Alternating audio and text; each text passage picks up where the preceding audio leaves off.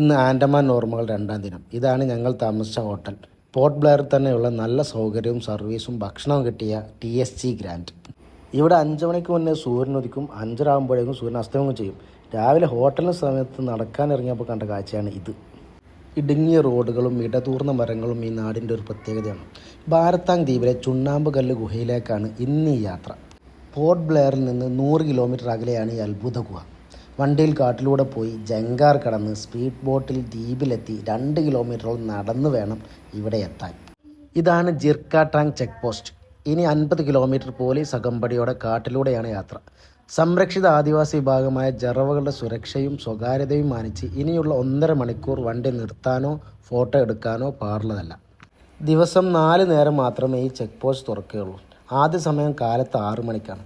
ഈ സമയമാണ് സഞ്ചാരികൾക്ക് ഏറ്റവും നല്ലത്.